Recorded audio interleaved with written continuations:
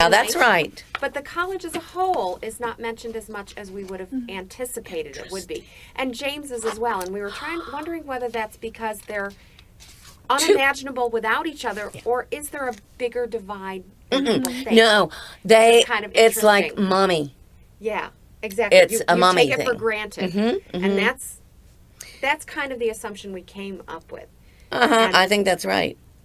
Because the railroads are mentioned, have a lot more pages mentioned. Right. But Randolph Macon College isn't. But all the professors, all the old professors, Dr. Blackwell is in here. The college as a college identity isn't because it's there. It's part of us. Like, it's you us. have a front door, big deal. You don't talk about it. Yeah. Yes. I mean, yes. But everybody knows that's where you go. Now, that would be my reading of it.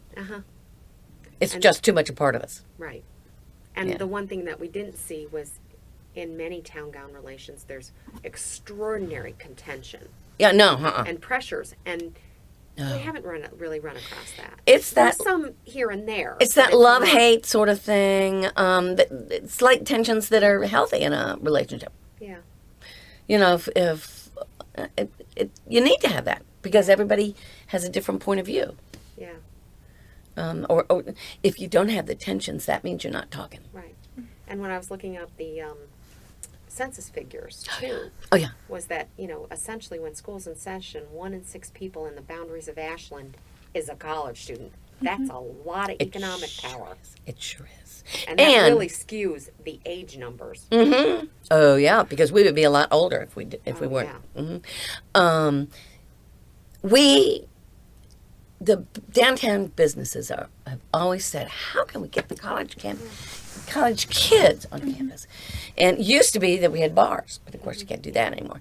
The kind of clothes that college students wear, we don't sell. The kind of restaurants like Iron Horse, they're not going to come to the Iron Horse. The pub was good. Wish that hadn't died. Oh, we really need a pub in Ashland. There needs to be a pub in Ashland. But with the drinking age at 21, it makes it hard. And the Ashland Coffee and Tea has been good because it is like a pub. But it is coffee and tea. Yeah. I mean, that's in its name. Yeah. But that's been a real good, in terms of, if you ask me to talk about businesses that have had an effect, Iron Horse, McKinney and Company, Ashland Coffee and Tea, those have had and Cross Brothers, have had more effect than Walmart has had on us, I think. Yeah. So I'm trying to think. And the college. But of course, the college, like I say, still, at one time it was a huge employer. I bet it still is. Oh, yeah. We've been trying to attract more business. I mean, more business that would require an educated staff instead of Walmart. Walmart, Or we have too much retail. Yeah. Highway retail. And that's all minimum wage. Not even skilled. So, anyway. And it's kind of interesting because even our students don't really work at that retail. No. So why would they? They're getting it from Caroline and from, rural Hanover and King William, which is where I live. Yeah. Those are the people who are working at those interstate strip stuff, not our students, which is and not our people, or residents. Yeah. So Walmart's thing was, we're going to bring jobs, and it's like jobs for other people, not jobs for us. Right.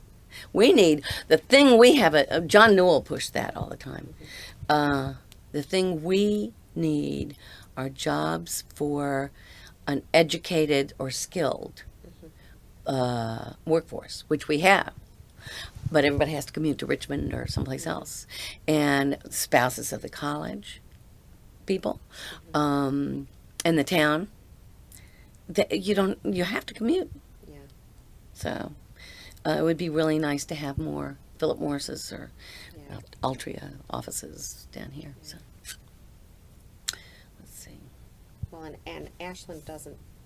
The price of real estate in Ashland is too high for the lower end wages. Yes. I lived in Ashland, and I couldn't afford anything I would choose to live in. I wanted space. Yes. I didn't want one of those dinky little cottage 1950s places. Ranches. Oh, no. And I just didn't. I wanted land. I wanted space, and that just was not an option in Ashland. It was so I mean, overinflated price-wise. You could buy it, but you would pay a ridiculous price. Yeah. And what I wanted was 1930s or earlier house. Exactly. That's what I would have been interested in Ashland. Oh, you would have liked... I live in a new house now, but... You would have liked Maple Street. I grew up in old houses. I grew up in very old houses. My parents are in the process of hoping, God, someday to sell their 1806 Greek Revival in Where? Vermont. Oh.